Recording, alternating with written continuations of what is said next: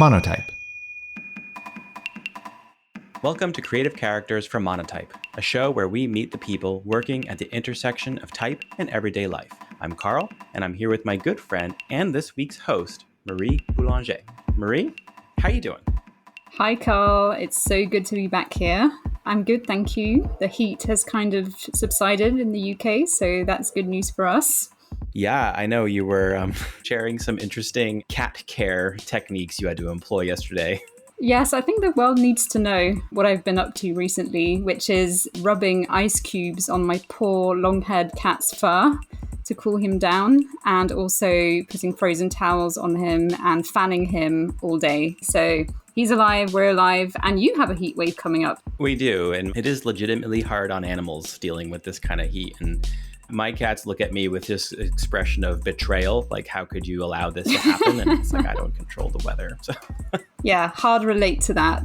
Yes. Well, we are very excited to have you back on the show this week, not just to hear cat stories, but because you are one of our favorite hosts and you are bringing an excellent guest to our audience this week. Wow, thank you. What an introduction. Well, this is one of my favorite things to do as well, so it's a mutual feeling. So our wonderful guest today is the incredible Sarah Boris. She's a friend I actually met over Instagram, as how most things happened these days. We met because we are both living and working in London and also went to the same school. Sarah is an artist and designer working on all sorts of pieces, some graphic design, but also installations and sculpture. She and I talked about how to define your own creative practice, how to make work that's truly personal, and I just can't wait for people to discover her incredible process and life story. She does fantastic work, and when I found out that you knew her, I was like, we have to get this woman on the show. What's, I guess, maybe one thing that really struck out to you that you want listeners to key in on as they're listening to your conversation? There are so many things, and there's a lot of projects that are mentioned. I think you'll be able to check out her website and her Instagram from this episode's summary. But one thing that really stuck out to me was there's a moment in the conversation where she talks about the job title that she gives herself, of how to promote yourself or demote yourself, and how sometimes it's a good thing. That, I think, was my favorite part of the conversation. Well, we won't give away her answer. You'll have to listen for it. So without further ado, I'll turn it over to you, Marie and Sarah. Really excited to have you both on the show this week, and I hope our listeners enjoy the conversation. Thanks, Carl.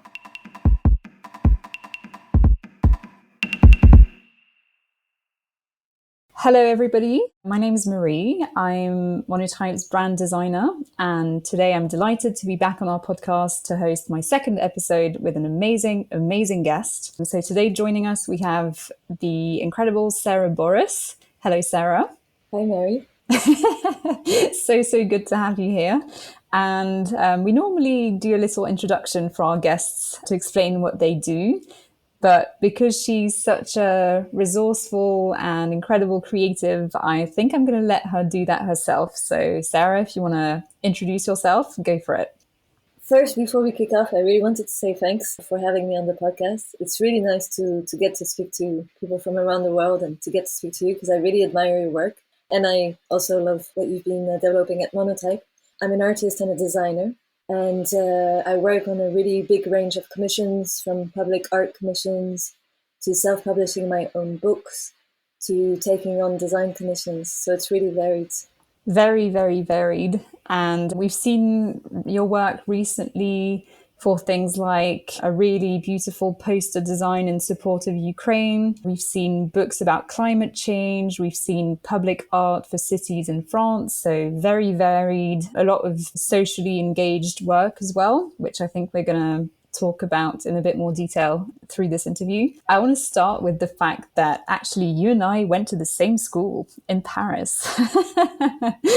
That's such a nice thing, because I don't think that many people know that school when you speak about it in other countries than France. It's exciting to have that in common. It is. For the curious people out there, the school in question is called École Estienne, and it's a public art school in France focusing on graphic arts and typography and publishing as well. So we went there a few years apart, but it's also interesting to see how we both took very different paths after doing the same course. So if you allow me to go a few years back, after you studied there, presumably for graphic design, I think, what was your first adventure into the world of design and work? Actually, I studied on the specialist course, which was called the Amas de Typographie. So in type, basically, it's really towards around the craft of typography. I think the name changed more recently to align with European courses.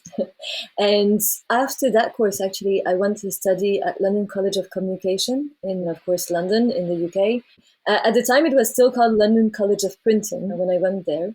And the course was called Typographic Studies. But what was interesting with that course is that I actually didn't do much type there. I started experimenting a lot with different formats, different sort of installation work, doing murals, photography, exploring even things like Braille. And so I went in lots of different directions. And I think it was quite self-led at the time. So it allowed me to really experiment. And after that, I actually stayed in London. So that was in 2003. And I graduated in December 2004. I'm giving you my full CV.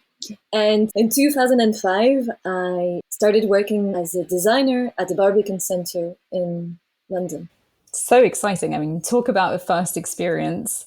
Also, I didn't realize that you studied on the specialized type course. I was so jealous of the people on that course because I did graphic design and I always regretted to not have done the like hardcore type nerd thing. So that's a fun fact I didn't know. And I love that when you tried to kind of specialize, that's when you really did the exact opposite and tried everything else. And it seems like, you know, you already had a knack for experimenting, doing different things, trying different types of media as well, you know, different ways of expressing yourself. And it's just always fun to see for a lot of people how deep those things go, you know, when they talk about themselves and their work. Often when you talk about their childhood or their life, I mean, so much of that was already there. So I love that, you know, we're talking about almost 20 years ago, oops. And yet there's already so much there that, at least in my mind, kind of echoes the things that I see in your work even today. So I love that. I love, you know, seeing people flourish and do what they were always meant to do. So that brings us back to the Barbican. So your first job, straight out of university, great first job. Did you have fun there? Did you get to try new things? When I came out of university, I really set my mind on the Barbican. And I think what was interesting already at the time is that I really wanted to work in an arts organization. I think a lot of the pathway that people studying design take is to go and work in a studio. And it's often the pathway that's more spoken of. And when I was visiting London, actually on a school trip, when I was still living in France, I actually went to visit the National Theatre and I got to go backstage. And I was absolutely fascinated by everything that happens backstage, from building stage design to meeting with the artists and finding a job in design in an arts organization like the Barbican, where they have music, theater, art exhibitions, film, pretty much everything, even food. It's a very important element in arts and culture. It really made me think I'll get to, you know, work, but I'll also get to witness all the things that I love, and I'll get to basically live in that backstage. So I think that really fueled also my love of art and allowed me to really feed my soul. And as a young designer as well in London, what was amazing about working there is that we could go and see a film after work, or we could go to a concert. And I think it also enabled me to discover a lot of artists that I didn't necessarily know about, or that I wouldn't have necessarily been able to go and see perform. And I guess I could state one just for the sake of it, but there was an artist called, a pianist called Mitsuko, who's just amazing and fascinating and a real virtuose. So I would say, if anything, apart from all the design work, it was just a tremendously inspiring job. I mean, it sounds like it. Sounds like an absolute dream. And it just always goes to show that we're so much more than our work. You know, if you just sit in front of a computer expecting things to happen, they probably won't. The magic happens everywhere else, you know, when you're out and you see things and you take time with your friends, with yourself, with other artists. I know I speak for myself here, but no matter how many times I hear this, I know this, and yet sometimes I'm like, oh, I feel really uninspired. And it's the times where I've spent 3 weeks like not doing anything else, just sitting in front of my computer. So it's good to always have that reminder that that's how humans work. That's how we, at least creative humans, you know. And it's nice to have that injection of pure joy hearing you talk about all those wonderful things.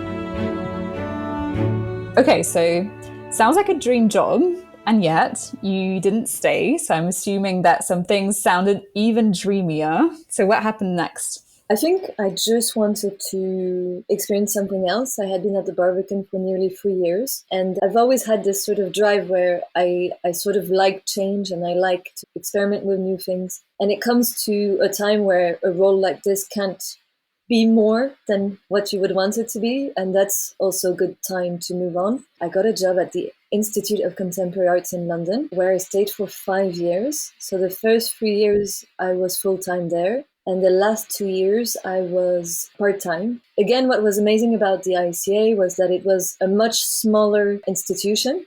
So you're basically sitting physically closer to everyone in the office, whether it's a curator, a music programmer, the marketing and press team. We're all just, on the same floor.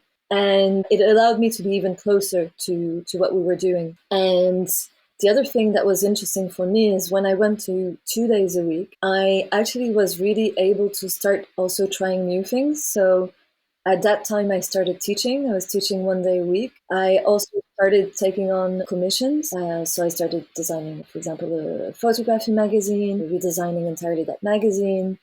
And in parallel, I guess at the ICA, where I was really, I would say, fortunate is that because I worked there for quite a long time, I was also trusted with new kinds of work that would normally be sent out of house. Mm-hmm. So I was commissioned to do a new visual identity for the ICA.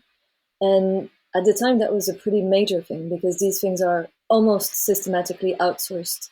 And I think at the time, I was really on a mission to prove that we could do it in-house, but also that actually being in-house is a beautiful project because you're actually sitting next to the people that are commissioning you. And so you're a real insider. And I think that was a really interesting thing. And in 2012, that's when I left.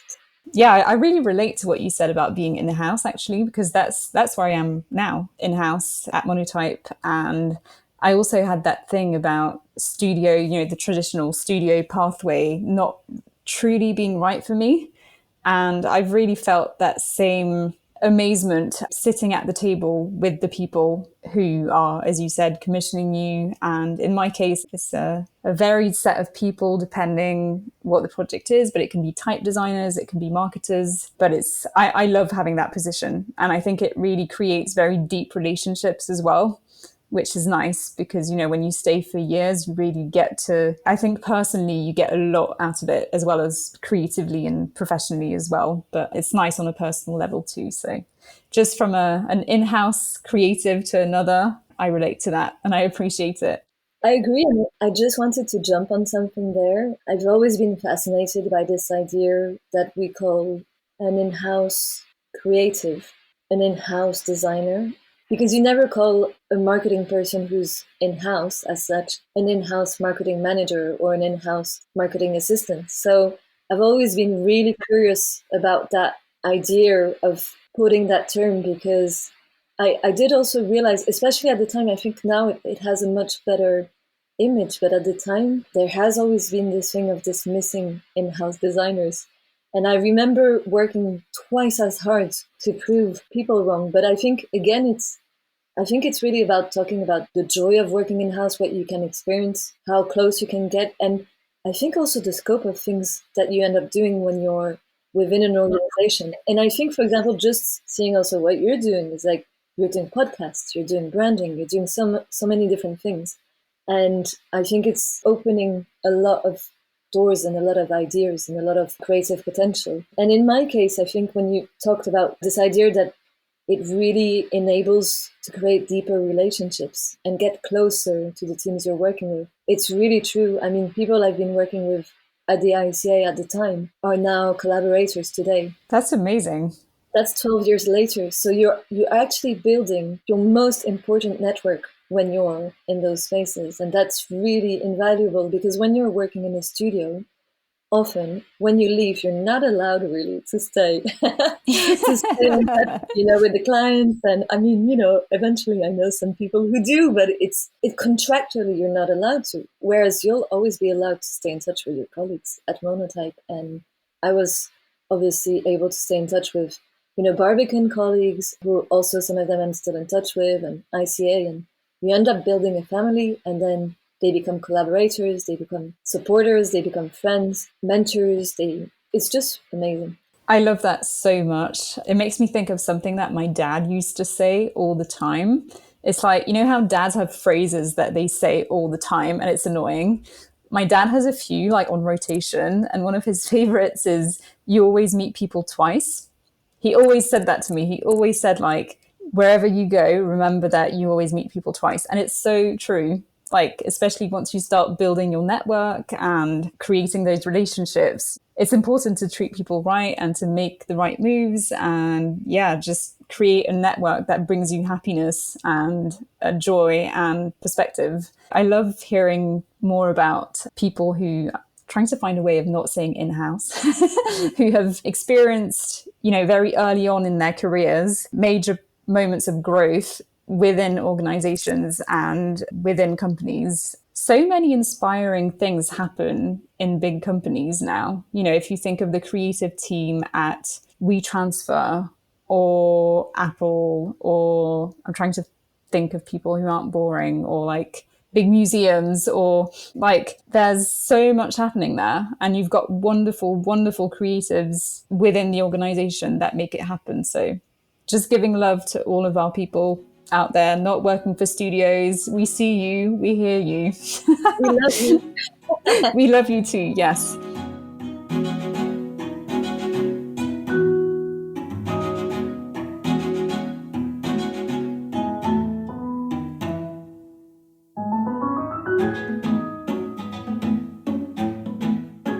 We have now done like almost a full decade in organizations. So what happens next? I moved on to another organization. I think it was interesting as well for me to see that you quite quickly become quite niche in your area. So if you're working in the arts, you very often move on in the arts and work with lots of different people in the arts. And people sort of recommend you. There's a lot of word of mouth. And eventually I moved on to Phaidon, where I stayed also nearly 3 years. And what was interesting at Phaidon is that it opened an even more global scope of work. At the time, we were working across a lot of different offices, I guess similar to your setup at the moment. I got used to working with a lot of people who weren't in the same country. Also, what was interesting at Phaidon is that I was commissioning other designers. I was art directing, working collaboratively with the creative director there. I was working with a lot of editors, and I was working on a wider scope of topics, from children's books to architecture, product design, food, major food books. And I think, again, that was an interesting time because I realized how much I was inspired by the process that chefs have when cooking. There's one particular one which I really love. And what I loved is the way also in those books, I mean, you're really in touch with the content when you're working in a place like that, and you end up reading sections of the books, and sadly, you can't read everything all the time, but I always found reading one of the chef's book almost like reading a novel, because they talk about the recipes. It's not just pour some milk, put 2 eggs. They talk really about their creative process, and that opened new ways of thinking for me. So there's one by Massimo Bottura, and his book is called Never Trust a Skinny Italian Chef. And he, at one point, describes how he made a broken lemon tart. And the dish is really defined by the fact that he broke it, and how the recipe evolved around the idea of breaking it. And that really inspired in me as well, because I think we dismiss a lot of our work, and sometimes because it's it feels broken. And that made me look again at my process. And I got really inspired by all these different fields and all these different creatives beyond the visual arts and music and film. And the other thing that happened there is just that it widened my, the family of people, of creatives that I know. So I was able to work with a designer based in Mallorca, and then with a designer based in Seoul, then with designers based in the US. And it's really interesting to work like that and work with people from all around the world. Definitely. I mean, I second you on that. I'm sorry, I have to go back to the broken lemon tart thing because it's in an episode of Chef's Table on Netflix. I don't know if you've ever seen it, but this specific dish is the subject of, I think it's back on season 1 from like ages ago. And I had the exact same reaction to that specific thing. I wrote a blog article about it in like 2015 or something, how building on broken things was important because they're not broken, they're just different, and it's just part of the process, and it just teaches you things. And it is so weird that you brought that up because that was a very distinct kind of formative moment for me. I was still at school at the time, but I remember thinking, oh my God, this chef gets it. So just saying, like, little side note, wow, there's a lot of good energy on this call right now because I can feel through your different experiences, I can see what you gained from each one. And it's almost like you collected like a box that you carried with you where you took a little bit of stage design and what you loved about backstage at the theatre and the film and the book design. And like every time you just pinched and nurtured yourself and just emboldened your practice. And it's so fun to see your current work and imagine where you might have been inspired in all the different jobs you had. So that's super fun. Speaking of your current work, you've spoken a bit about it in your intro and said that you work on a lot of different things. Maybe we can talk about the print you did for Ukraine. I love that project. That print is just stunning. I think there's a recurring theme in my artistic work. It's going to sound maybe a little bit romantic, but a recurring theme around love. And I think for me, there's definitely a drive around that theme. Just generally, I love taking a subject or a topic and exploring it in lots of different ways and forms and shapes. And it could be more typographic and through color contrast, like the love artwork, which I made to raise fund for UNICEF Ukraine. And what happened with that one actually is that I had been working regularly with a screen printer in the UK called Harvey Lloyd's, and they're really wonderful. It's just 2 of them, Steve and Tracy, and they feel a bit like family as well. And each project we work on together, we've just sort of grown together on these particular projects. And Steve knows that I like to try to help in any way I can. And he actually got in touch with me and he said, would you like to do a screen print? And we could raise funds for your chosen charity. So I started researching charities. I really wanted to make sure it was a charity that would help children. So I chose UNICEF Ukraine. And to be perfectly honest, also, I had already created this typographic piece. And what was interesting for me is that I love pop art. And I love how also Andy Warhol has always experimented, or even, let's say, Joseph Albers, with how they experimented with the same forms and different colors constantly. And I thought, well, actually, I could really create a custom piece with the 2 significant colors from the flag for this fundraiser. And that's how it's born, really. I created the typographic art initially during lockdown and in a multicolored way. And I think mainly the multicolored emerged from an exploration I have around color, but also from the sort of widespread use of the rainbow during lockdown, which is very specific to the UK. I was speaking about it with people in other countries recently. And they have not been using that symbol during lockdown. They had other things like clapping in the evening and the rainbows drawn on the streets of London and people putting rainbows up in their windows. And recently I was in the London Bridge train station and they still have the big rainbow saying, support the NHS, thank you. And so I think in the same idea, similar way as pop art, I really get inspired by those things and then they come back in my work in different ways. And so I created the love piece really with that in mind. And in a moment where I felt we all really needed a lot of love and we were all in isolation And then I think I've done this love artwork in a couple of colorways since. So it's in neon colorways, and it's sold in some art galleries, and it's in ultraviolet and black. And so it kind of felt also really adapted to send that message out. But that's how it came about, really. I hadn't thought about the relationship between your work and pop art, but I have to say now I feel kind of stupid for not thinking about people like Milton Glaser or Robert Indiana with the love sign. So now I'm like, oh yes, of course, it makes sense. Totally. But I love that. I feel like there's just so much joy coming from hearing you talk about always experimenting, not being scared of going back to things as well. I don't know about how you feel about that, but certainly for myself, there's so much pressure to always create more and more and different things and always have new ideas and create content more than art, really. And I love that you're quite unapologetic about reusing work and going back to it and exploring all of its potential. I think there's a lot of power in that. I'm learning from that, so thank you. And also, you don't have to worry about sounding too romantic because, I mean, my logo has a heart in it and I'm wearing heart print socks right now, so it's all good.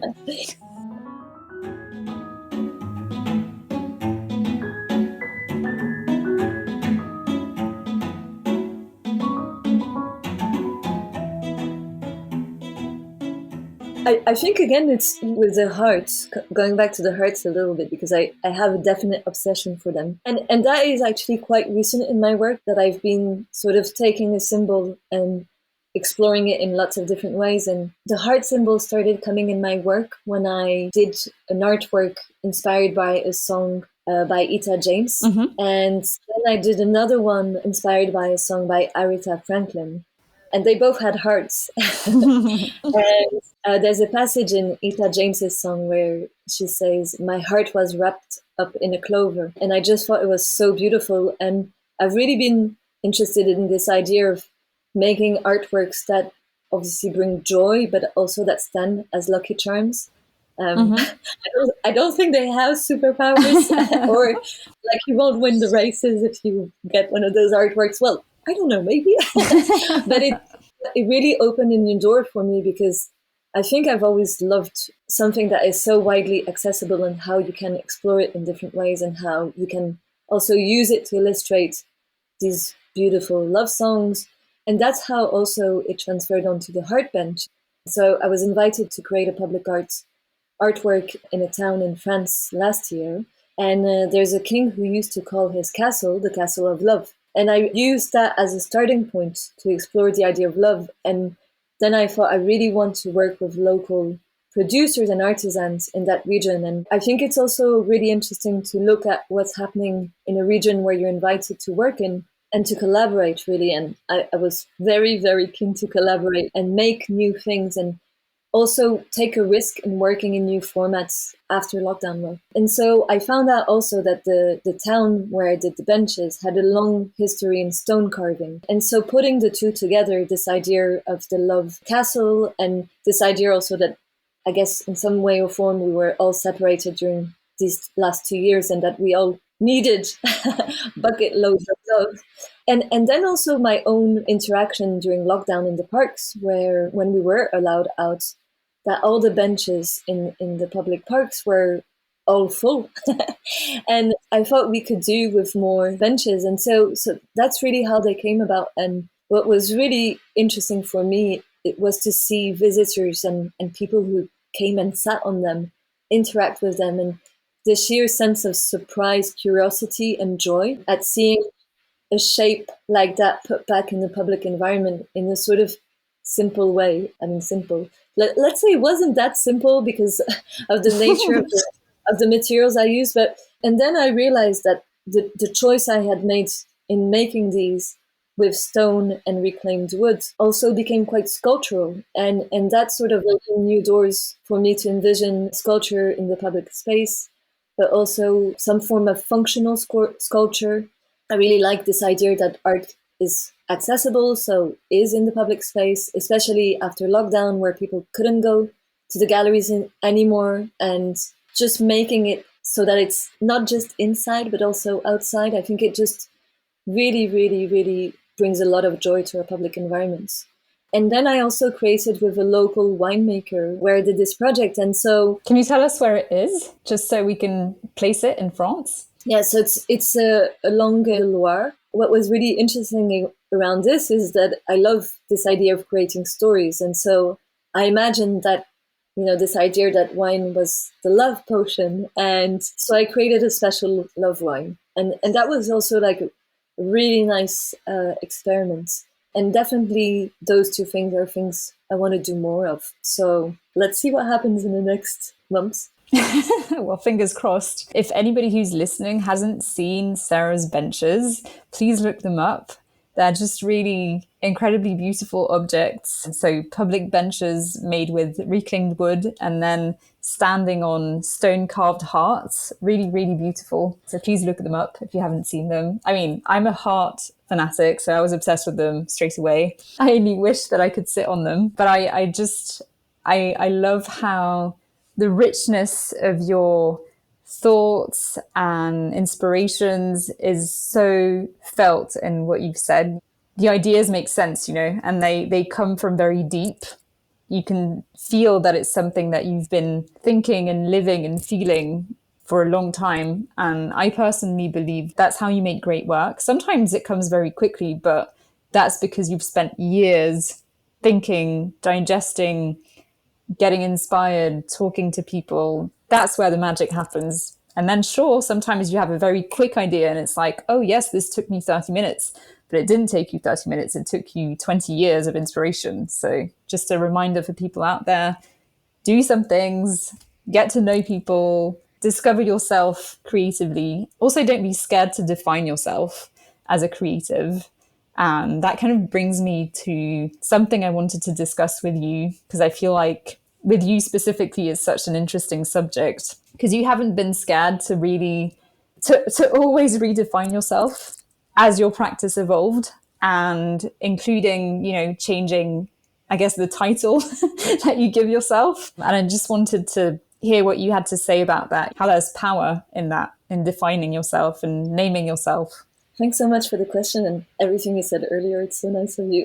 But actually, what's happened is that, so I left Sweden 7 years ago, and I've always been interested through the process of being at the Barbican, at the Institute of Contemporary Art, and also hearing from friends working in the creative industries, this idea around titles. And I think there's always a conversation around that, especially when you're within an organization, because a lot of people want to be a senior designer after 2 years of working. Some people are creative directors after a year in the industry. And it did make me feel to some extent, so what if that's what they want, or if that's how they feel it reflects best their work. But it also made me think we can definitely define ourselves. And when I set up my art and design practice 7 years ago, I really thought that I had to work quite hard on defining myself, because you have to bring a bit of clarity to people getting in touch with you. If you're involved also in, giving talks or judging or teaching. And I felt at the time that it was really important for me to give myself a title.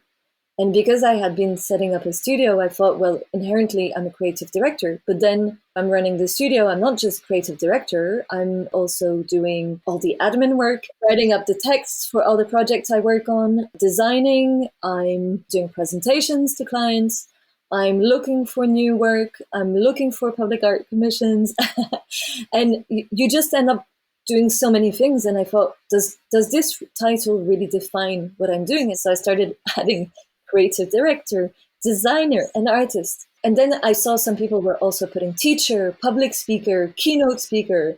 And I thought, wow, that's interesting to see that. And obviously, with all the platforms that we have nowadays, you see that a lot more than before, where many, many years ago, people only had paper CDs. And so more recently, I like to say this a little bit as a joke, but I decided to demote myself. And I decided to lose the term creative director, not because I'm not a creative director anymore, but I decided to come back to something which I feel is simple and is authentic, and that is artist and designer. And I think also I felt it was humble. I felt I didn't need to speak of seniority anymore, because when you're having conversations with people and you talk about your journey, it becomes clear, hopefully. And I liked the idea of the simplicity of coming back to something that is so true. And what I thought was, especially considering my art practice and sort of developing as an artist over the years, is that when you're an artist, you never say senior artist or junior artist. And then I also removed the term graphic from my title because the benches brought up something new. It was really at the crossroads of art, sculpture, design, product design. And I felt, actually, let's make it all encompassing. It's really art and design. And that's how it came about, really. And I think I realized that there's absolute power in defining ourselves. And I think we shouldn't shy away from it. And I think there will always be people saying, having a view on what you do and saying, no, you're more of this or you're more of that. But that is okay as well, because it's like when you read a book, everyone has a different view and people will have different views on the practice. And what we show online is not the full picture. Yep. Amen to that. And there's a lot of intricacies and there's also a lot of stories. Luckily, I own my story, my own pathway. And I'm really happy to rewrite that story sometimes and share it in ways that feel truer to me in a specific moment. Maybe in a month's time, I'll promote myself again. I really wanted to get a bit away of this sort of, craze in titles. And I love this idea of just having this title, which I think really defines me at the moment and hopefully in the years to come.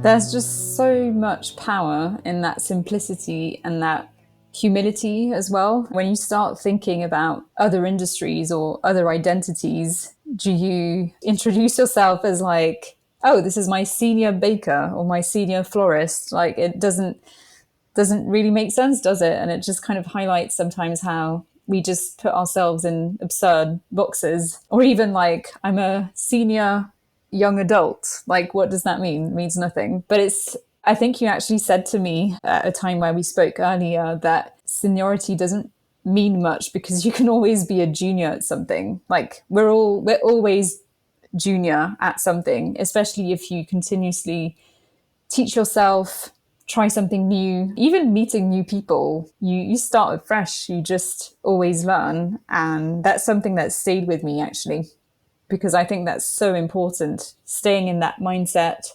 And even if you get to whatever, senior director, whatever, if you pick up, I don't know, Chinese or ceramics from scratch, then there you go, you're a junior again. So it's a very important mindset shift, I think.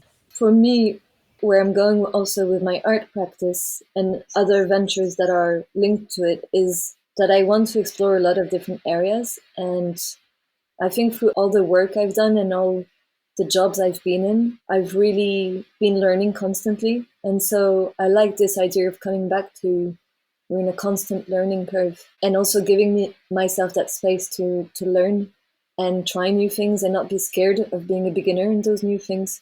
And like you said, you're never a complete beginner in the sense that you've been collecting years of knowledge and experiences and just building who you are. But I like the idea that is open-ended and that person you are today is going to keep evolving. Yes. I mean, if I could like this virtually, like with a like, I would like it, but I'm just showing my thumbs to the camera. And especially as somebody who's not quite at the beginning of their career, I have a few years behind me, but I'm still learning, still deciding who I want to be, also being careful about the choices I make and what feels right to me, all of those things. It's just so valuable to have all of those things validated. It just feels nice to have somebody who's like, yep, this is the way. And it's worked really well for me. Do you feel like doing all that work on defining yourself and your identity as a creative, as a person, as an artist has strengthened your practice? Do you feel like it's helped? Yes. It's a good question because I think I'm developing a visual language that is still evolving and which I'm also embracing a lot more, and I'm more confident about talking about it and also showing my personal work. But I also like the idea that it could look very different in a couple of years. I think I really don't want to close myself into one style and one identity, my shell. And what's inside it, to some extent, will always be the same. I mean, sometimes it gets rough around the corners. And I love the idea that we have a practice and that we can apply it in so many different ways, and that can really change. And I really don't want to lock myself up to a style. I know a lot of people do that, and people talk a lot about artists having a brand, and you kind of end up seeing artists doing the same work all the time. And to be honest, I never get bored of it. But I also feel I want to be able to explore different themes. I want to be able, like the Global Warming Project book, I really love doing that. And obviously that looks really different from what the art benches are. But interestingly, it was acquired by the New York Book Arts Center and it's in their fine art collection. And I thought it was interesting as well that this is art, and it is also part of my art practice. And it is really important for me to be able to do those things. And I think a few people sometimes query that range of things I work on. And I think they come back, though, all to one thing, even if they're not visually blatantly linked together. That project doesn't have any hearts, sadly. But I think it comes back to this idea of loving our environment, loving where we live, and really exploring those topics to try to make sense of things that feel senseless. And I think that's where the hard projects come back in, is that they really help me counterbalance some of the more political projects I do. So they're quite soothing to me. Yeah, I can imagine that. If you think a bit about art history, I can see that art has really influenced your practice, even your design practice. So many great artists had a very wide-ranging practice, So many great artists did painting, drawing, sculpture, writing. Most of history's great minds actually did that, had a very, very deep curiosity about the world that took so many shapes. And that's something I think about as well, because sometimes I feel not guilty, but I love lots of different things. I love writing and cooking. And sometimes I'm like, oh my God, I'm quitting everything and becoming a pastry chef, or I want to write more books, but those things aren't mutually exclusive. They're just a sign of, as you said, a love for our planet and our space and everything that happens on it. And I cannot imagine somebody thinking that's a bad thing. It's the most wonderful thing. Don't listen to the haters. I think, again, for me, I'm really interested in this idea of process and coming together. And if you decide to become a baker tomorrow, that's great too. In 2 of my exhibitions, I really explored this idea of process and invited different people to the table, including a person who went from being a designer to becoming a boulanger. Oh, yeah? Yeah, he opened a pastry in London, a pastry shop, and another one who started making furniture.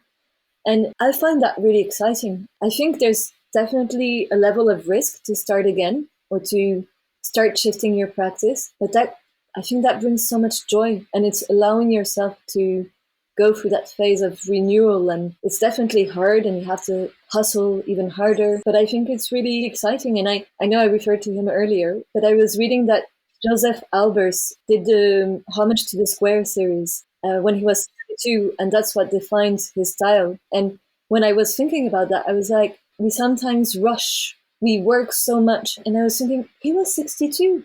I've got plenty of time. Yes. I think it's really important to look at those things and not be afraid that some people are doing it in a very different way or it comes immediately. And I really learned to embrace my peculiar and different journey, and to not think, maybe I should have worked in the studio, or maybe I should have done this. I'm like, I'm actually really glad I didn't. I mean, never say never. And now I'm really interested in all these places which are hybrid and which invite hybrid people in that have a lot of hats. And I think that's when really exciting things can happen. Absolutely agree. And that's why, collaboration is such an important tool, I think, for anybody who wants to make creative things.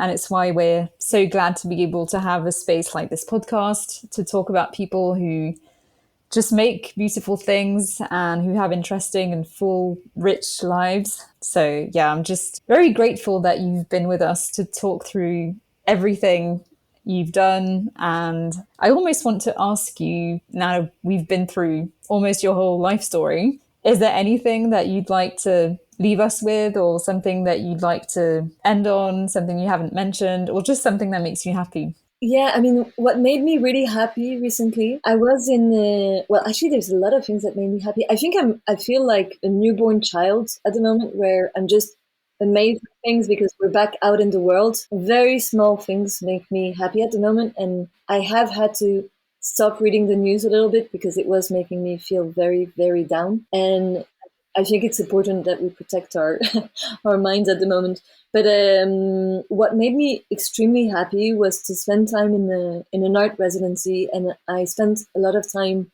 making new wood pieces and painting them. And I was standing up all day. I was cutting wood. I was painting, repainting, and I had pure joy. And I felt I had reached the kind of joy that I'm really looking for in making work.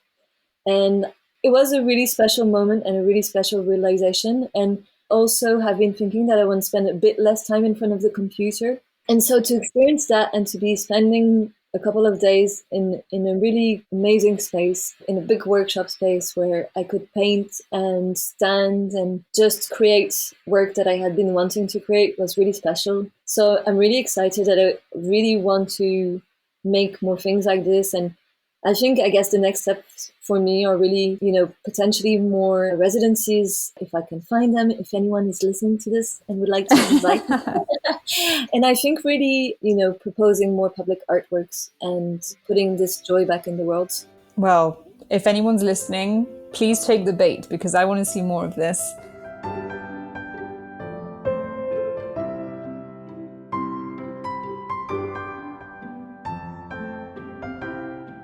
Thank you so much, Sarah, for sharing all of your wonderful tips on how to behave as a creative, how to move in the world. Lots of really amazing stories in there, and it's been a joy to have you. We absolutely love your work at Monotype. We really, really wanted this to happen, so big thanks. And yeah, just can't wait to see what you make next. Thanks so much for having me.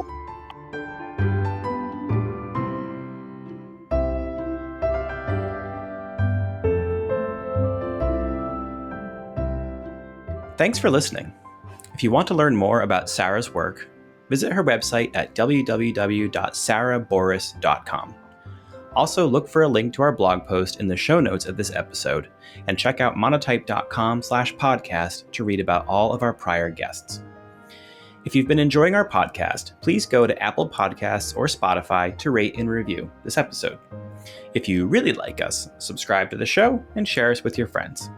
Creative Characters is a production of Monotype, Christopher Sound, and Marie Boulanger. We'll be back with more episodes soon.